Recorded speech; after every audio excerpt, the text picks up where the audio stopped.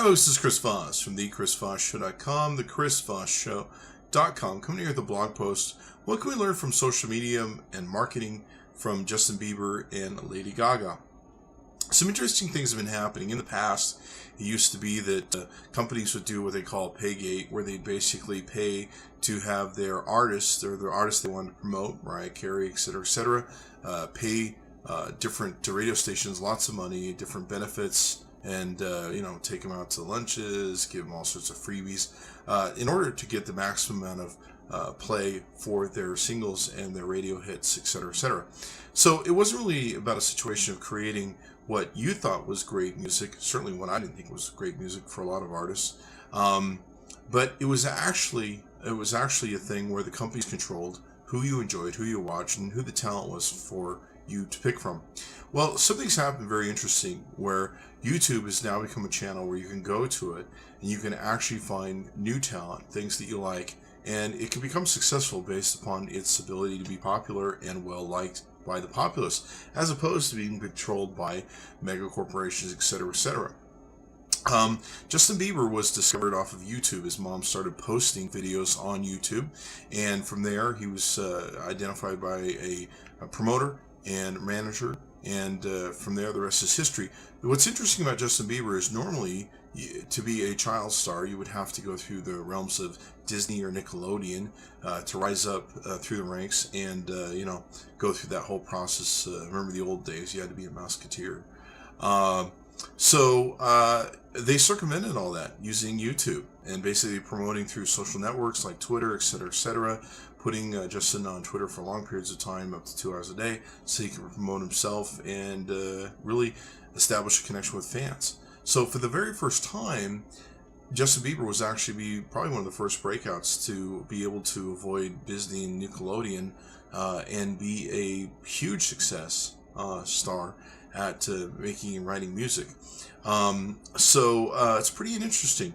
The other one is Lady Gaga, of course. She came through MySpace, and now she can put 10-minute videos on YouTube, and she doesn't have to listen to the dictates of MTV or people that are like, oh, we don't want that, or whatever the case may be.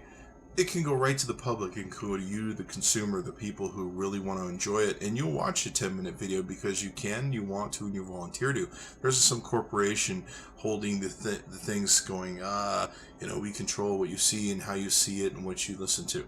So it's a very re-engineered dynamic when it comes to what used to be a very corporate-controlled environment. It's now the you-controlled environment, which probably is the great reason they call it YouTube. But these dynamics are changing, and this is social media at its best. It's becoming you, the powerful, as opposed to corporations, the powerful, force-feeding you what you need to learn and what you need to know, or what they think you should need to know or learn. So it's becoming pretty amazing. And when you really think about it, it's sad. MTV moved away from music videos, left a huge void that it looks like YouTube has gone and taken up basically taken up the issue on there, where they now are essentially the YouTube, only instead of having 1 or 2 channels where they're feeding you YouTube videos you probably don't want to see, other than their promotional videos, you have the ability to turn them off and go find someone new and actually search through probably millions of videos to see what identifies with you most. And what's interesting is what might identify with a lot of people the most. So they built Justin Bieber's thing off of YouTube and social media networks, building that following around him, which is pretty interesting. I know that for a lot of times, even up until the time he started getting big, they were still tapping social media experts to come out to their shows, events. I remember seeing Justine was out at one. And so it's a great media machine that they've taken and exacted at making something that's you've chosen to be exciting and popular on YouTube to be more popular. So I think in essence YouTube is the new MTV, but this is one of the ways you need to look at what's happening. Everything is changing. Brick and mortar is changing. Retail is changing. Everything is changing. The rules are being rewritten by the internet.